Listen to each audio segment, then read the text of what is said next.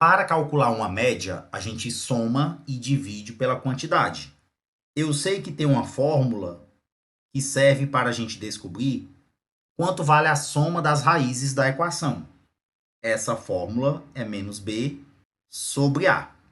Uma outra maneira de chegar a esse resultado, a essa soma, seria aplicar a fórmula de Bhaskara nessa equação, descobrir as duas respostas, as duas raízes, e depois somar elas duas. Se você fizer isso, você vai encontrar o mesmo resultado que eu vou encontrar utilizando essa fórmula. O a é 1, que é esse valor que está acompanhando o x ao quadrado.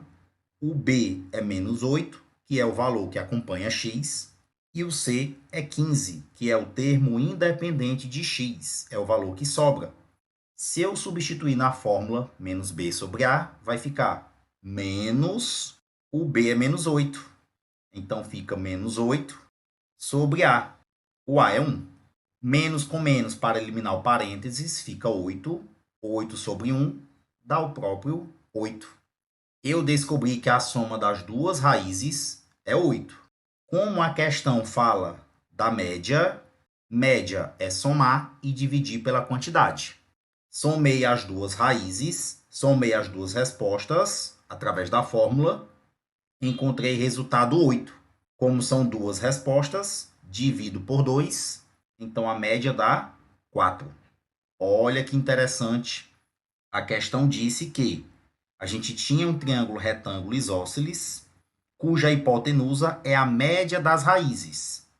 A questão citou um triângulo retângulo isósceles, então tem dois lados iguais, e falou que a hipotenusa, que é o lado contrário a 90 graus, é a média entre as duas raízes da equação.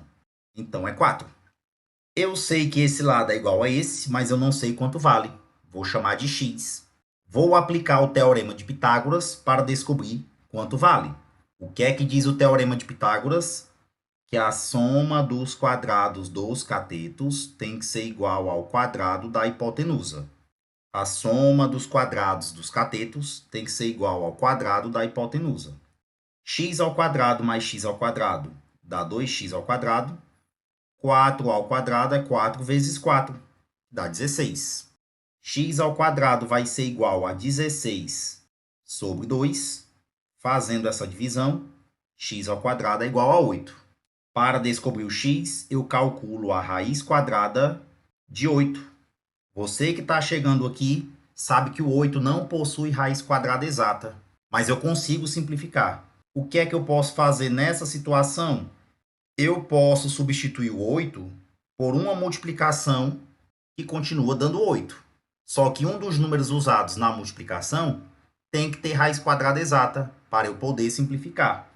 Então, no lugar desse 8 aqui, pessoal, olha só, eu vou substituir por 4 vezes 2. 4 vezes 2 dá 8. Além disso, o 4 tem raiz quadrada exata. Se eu calcular a raiz quadrada de 4, dá 2. Então, esse 2 fica do lado de fora da raiz. Como eu não consigo calcular a raiz quadrada exata desse outro número, então basta eu repetir ele dentro da raiz quadrada. Descobri, então, que o x vale 2 raiz de 2. Se o x vale 2 raiz de 2, eu posso substituir aqui. 2 raiz de 2, 2 raiz de 2. Completei o meu triângulo e, ao ler a questão novamente, a gente percebe que a questão está pedindo o perímetro desse triângulo. O perímetro é a soma das medidas de todos os lados. Então, vou precisar somar esses três lados aqui para calcular o perímetro. Então, vou somar 2 raiz de 2 mais 2 raiz de 2 dá 4 raiz de 2. Tenho que somar com o 4. A questão tem uma pegadinha, que é o item D, ó. 4 raiz de 2 mais 4 dá 8 raiz de 2. Dá não. Eu não posso somar esses dois números aqui, porque aqui tem raiz quadrada e aqui não tem. Então, o que é que eu posso fazer com esse resultado? Simplesmente admirar. Eu não consigo mais somar. Então, a resposta, professor, é 4 raiz de 2 mais 4, ou nessa outra ordem, ó, 4 mais 4 raiz de 2, que é justamente o que tem no item E.